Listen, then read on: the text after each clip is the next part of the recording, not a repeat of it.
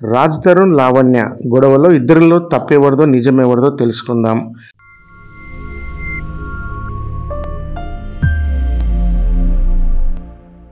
లావణ్య తనను పెళ్లి చేసుకుని మోసం చేశాడంటూ సినిమా హీరో రాజ్ తరుణ్పై నార్సింగి పోలీసులకు ఫిర్యాదు చేసింది. తనతో సహజీవనం చేసి పెళ్లి చేసుకుని పిల్లలు పుట్టకుండా అబార్షన్ చేయించి తనతో నటించిన హీరోయిన్ మాల్విన్ మల్హోత్రాతో ప్రేమలో ఉండి నన్ను మోసం చేశాడంటూ పోలీస్ స్టేషన్లో కంప్లైంట్ చేసింది.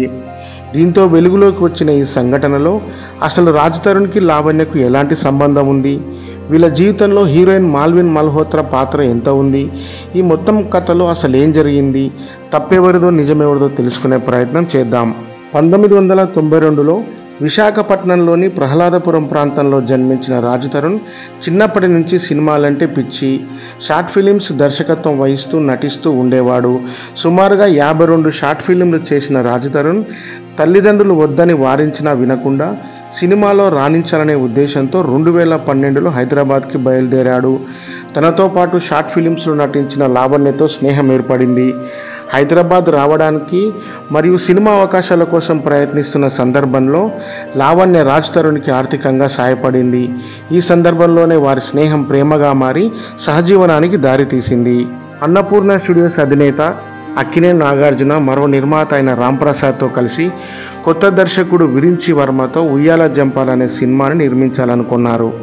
సినిమా అవకాశాల కోసం తిరుగుతున్న రాజ్ తరుణ్కి ప్రొడ్యూసర్ రాంప్రసాద్తో ఏర్పడిన పరిచయం వల్ల ఉయ్యాల జంపాల సినిమాకి అసిస్టెంట్ డైరెక్టర్గా చేరాడు. ఈ సినిమాలో హీరోయిన్గా చిన్నారి పెళ్లి కూతురు సీరియల్లో తెలుగులో కూడా మంచి పేరు తెచ్చుకున్న అవిక గారిని పరిచయం చేయాలని నిర్ణయించి హీరో కోసం ఆడిషన్స్ నిర్వహించారు. హీరో కోసం జరుగుతున్న ఆడిషన్స్కి వచ్చిన వారికి డైలాగులు రాజ్ తరుణ్ వివరించి చెప్పేవాడు. ఆడిషన్స్లో హీరోకు వచ్చిన డైలాగులు ఎవరు సరిగా చెప్పకపోవడంతో రాజ్ తరుణ్ డైలాగ్స్ బాగా చెప్పడంతో ఇతరనే హీరోగా పెట్టి సినిమా తీయొచ్చిన ఆలోచనకు వచ్చిన మరో ప్రొడ్యూసర్ రాంప్రసాద్ నాగార్జున గారితో చెప్పగా కొత్త హీరో అయితేనే బాగుంటుందని భావించిన వారు సరే కానియండి అనడంతో ఉయ్యాల జంపాల సినిమాతో మొట్టమొదటగా హీరోగా నటించిన రాజ్ తరుణ్ మంచి హిట్ కొట్టి హీరోగా పర్వాలేదనిపించుకున్నాడు. దాని తర్వాత సినిమా చూపిస్తామావా, కుమారి 21F సినిమాలలో నటించి హ్యాట్రిక్ సాధించి ఇండస్ట్రీలో మినిమం హీరోగా నిలదొక్కున్నాడు. తర్వాత వరుసగా లవర్, ఈడో రకం ఆడో రకం, సీతమ్మ అందాలు, రామయ్య చిత్రాలు, ఒరే బుజ్జిగా, అందగాడు ఇలా 20 పైగా సినిమాలు నటించి మినిమం హీరోగా కొనసాగుతున్నాడు. రాజ్ తరుణ్ సినిమాలో నటిస్తున్న సందర్భంలో తన సినిమాలో నటించిన హీరోయిన్లతో సన్నిహితంగా మెలిగేవాడు. తనతో 2 సినిమాల్లో హీరోయిన్గా నటించిన అవికా గౌర్తో, 5 సినిమాల్లో హీరోయిన్గా నటించిన హెబ్బా పటేల్తో ప్రేమాయణం సాగించాడని ఇండస్ట్రీలో అంటుంటారు. ఇది ఇలా ఉండగా 2012 నుండి లావణ్యతో సహజీవనంలో ఉన్న రాజ్ తరుణ్ సడన్గా నన్ను పెళ్లి చేసుకుని మోసం చేశాడని ఇటీవలే నార్సింగి పోలీసులకు ఫిర్యాదు చేసింది.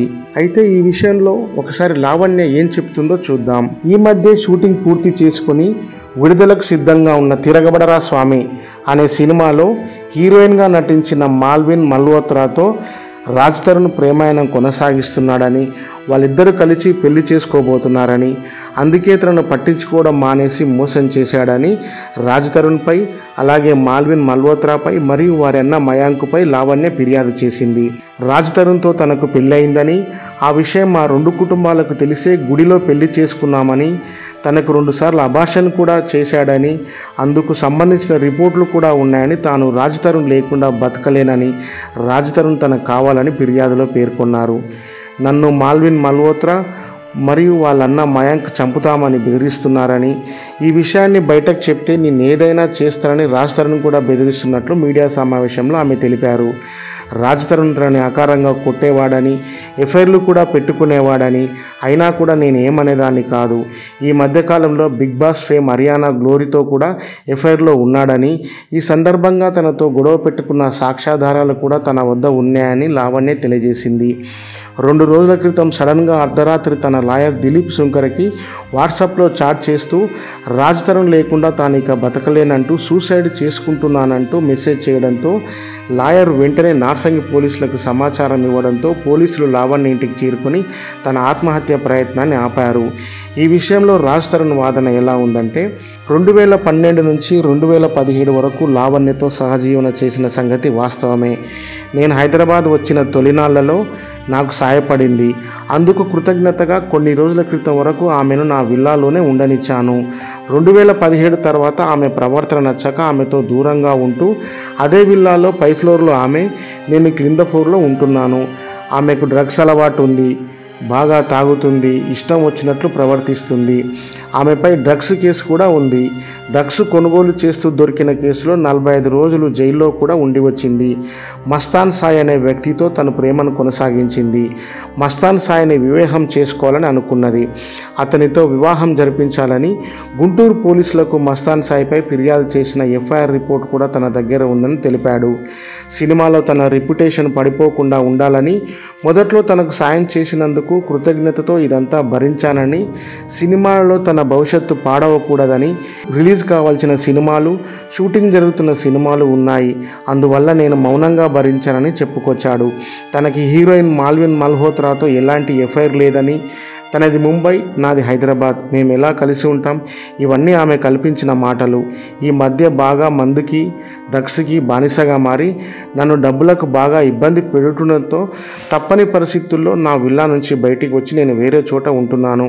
ఇక నుంచి తనకు కావాల్సినప్పుడల్లా డబ్బులు ఇవ్వలేననే ఉద్దేశంతో ఇదంతా చేస్తున్నట్లు రాజ్ తరుణ్ వాదిస్తున్నాడు. ఈ విషయంపై లావణ్య తల్లిదండ్రులు రాజ్ తరుణ్కి తమ కూతురికి పెళ్ళి అయిందని, రాజ్ తరుణ్ మంచివాడని, హీరోయిన్ మల్హోత్రా వల్లే ఇలా జరిగిందని, తమ కూతురికి న్యాయం జరగాలని వారు కోరుతున్నారు. ఈ విషయంపై రాజ్ తరుణ్ తల్లిదండ్రులు మాత్రం ఏం మాట్లాడట్లేదు. ఎందుకంటే రాజ్ తరుణ్కి వాళ్ళ తల్లిదండ్రులకి అంత సఖ్యత లేదు. రాజ్ తరుణ్ లావణ్య విషయంలో జరిగిన విషయాలను పూర్తిగా పరిశీలిస్తే తప్పెవరిదో నిజమెవరిదో తెలుసుకునే ప్రయత్నం చేద్దాం. లావణ్య రాజ్ తరుణ్ని పెళ్లి చేసుకునే సందర్భంలో ఒక ఫోటో కూడా లేకపోవడం విశేషం. గుళ్ళో పెళ్లి చేసుకున్నామని చెప్పారు, అయినా కూడా కనీసం ఒక ఫోటో అయినా ఉండాలి. అబార్షన్ చేయించడం చెప్పింది, అది ఇద్దరు అంగీకారంతోనే జరుగుతుంది. ఈ విషయంలో ఆమె ప్రతిఘటించలేదు. వ్యక్తిగతంగా డ్రగ్స్ విషయంలో 45 రోజులు జైలు జీవితం గడపడం ఆమె వ్యక్తిత్వానికి మైనస్గా మారింది. మధ్యలో మస్తాన్ సాయ్ అనే వ్యక్తిని పెళ్లి చేసుకోవాలనుకోవడం కూడా అర్థం కాని విషయం. రాజ్ తరుణ్పై ఫిర్యాదు చేసిన మొదటి రోజు నుంచి స్థిరత్వం లేని విధంగా ప్రవర్తిస్తుండడం కూడా పలు అనుమానాలకు తావిస్తోంది. సూసైడ్ చేసుకుంటానని తన లాయర్కి వాట్సాప్లో చాట్ ద్వారా మెసేజ్ చేసి 112కి కాల్ చేసి పోలీసులకి తెలియజేయడం కేవలం భయపెట్టడానికే ఇలా చేసిందనే అనుమానాలకు తావిస్తోంది. ఇద్దరి మధ్య సహజీవనం, అబార్షన్ చేయించుకోవడం, లావణ్య మస్తాన్ సాయిని పెళ్లి చేసుకోవాలనుకోవడం, ఇదంతా కూడా వారి మధ్య పరస్పర అంగీకారంతోనే జరిగినట్లు అర్థమవుతుంది.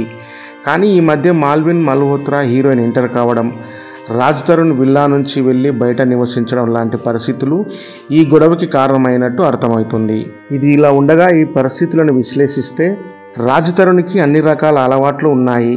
చాలామంది అమ్మాయిలతో ఎఫ్ఐఆర్లు పెట్టుకునేవాడు, బాగా ఎంజాయ్ చేసేవాడు, తనకి పెళ్లి ఏమాత్రం ఇష్టం లేదని చెబుతూ సినిమాలతో వచ్చిన ఫేమ్తో ఎంజాయ్ చేసేవాడు. రాజ్ తరుణ్ సినిమా ప్రయాణాన్ని మొదలుపెట్టినప్పటి నుంచి గమనిస్తున్న లావణ్య అతని ప్రవర్తన పట్ల అప్రమత్తంగా ఉండాల్సింది. నిజంగా రాజ్ తరుణ్తో జీవితాన్ని పంచుకోవాలని కోరుకుంటే పెళ్లి విషయాన్ని కొంతవరకు సమాజానికైనా తెలియజేసేది. రాజ్ తరుణ్ తెలివిగా తనని మోసం చేయాలని భావించి అబార్షన్ చేయించిన సందర్భంలో పెళ్లి చేసుకున్నాం కదా, అబార్షన్ ఎందుకు అని ప్రతిఘటించి పిల్లల్ని కనేది. ఇలా జరిగినట్లయితే వారి పరిస్థితి ఇలా అయ్యేది కాదు. ఏదేమైనా ప్రస్తుత జనరేషన్లో పెరిగిన విపరీత పోకడలు, డేటింగ్సు, డ్రగ్సు, విచ్చలవిడిగా ఎఫ్ఐఆర్లు పెట్టుకోవడం, విలాసవంతమైన జీవితం కొరకు ఎంతకైనా దిగజారిపోవడం, విలువలు లేకపోవడం, కుటుంబ పెద్దల నియంత్రణ లేకపోవడం వల్ల ఇలాంటి పరిస్థితులకు కారణమవుతోంది. చూద్దాం చివరికి వీరి పరిస్థితి ఏ విధంగా మారుతుందో. ఈ వీడియో మొత్తం చూశారుగా ఫ్రెండ్స్. ఎవరిది తప్పు ఎవరిది నిజమో, ఏ పరిస్థితులకు ఎవరు ఏ విధంగా తయారయ్యారో కామెంట్ రూపంలో తెలియజేయండి. ఈ వీడియో కనుక మీకు నచ్చినట్లయితే లైక్ చేయండి, కామెంట్ చేయండి, షేర్ చేయండి. Thank you.